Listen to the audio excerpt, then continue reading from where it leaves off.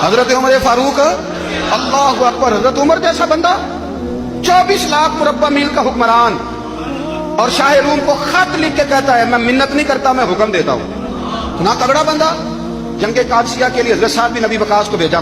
اس جو بھی آتا جاتا پوچھتے جنگ کے کیا حالات ہیں. ادھر جب اللہ نے فتح دے دی نا تو حضرت سعد بن ابی وقاص رضی اللہ تعالیٰ عنہ نے ایک قاصد کو خط دے کے بھیجا. کہنے لگے عمر کے پاس جاؤ، انہیں اطلاع دو کہ الحمدللہ اللہ نے اسلام کو فتح عطا کر دی. بہت سارے لوگوں نے زیادہ دفعہ حضرت عمر کو دیکھا بھی نہیں تھا.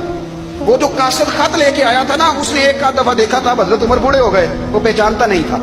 جب اس آدمی کو آتے دیکھا تو حضرت عمر اٹھ کے کھڑے ہو گئے. فرمانے لگے قادسیہ سے آ رہے ہو؟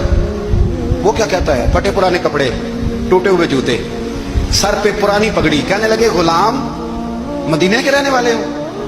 حضرت عمر کہنے لگے ہاں مدینے کا ہوں. کہا میں قادسیہ سے آیا ہوں، الحمدللہ اللہ نے اسلام کو فتح دے دی ہے. اس نے یہ بات کر کے تو گھوڑے کو ایڑی لگائی، گھوڑا دوڑنے لگا مدینے کے. حضرت عمر بھی ساتھ ساتھ دوڑ رہے ہیں. فرمانے لگے اچھا بتاؤ خالد بن ولید کا کیا حال؟ لفظ ادا ہوتے ہوتے مدینے کی سرحد آ گئی. لوگوں نے عمر کو گھوڑے کے ساتھ دوڑتے دیکھا تو کہا امیر المومنین کیوں دوڑ رہے ہیں؟ وہ غلام چھلانگ لگا کے نیچے آیا، قدموں میں بیٹھ گیا. کہنے لگا حضور آپ نے بتایا ہی نہیں آپ امیر المومنین ہیں. آپ فرمانے لگے کیا بتاتا؟ وہ عمر ہوں جس نے اپنے گناہوں کا حساب دینا. کوئی حیثیت نہیں، کوئی طاقت. تو نے اچھا کیا، تو مجاہد تھا، مجھے ساتھ ساتھ دوڑایا، تو نے اچھا کیا. جتنے لوگ تھے چیخے مار کے رونے لگے.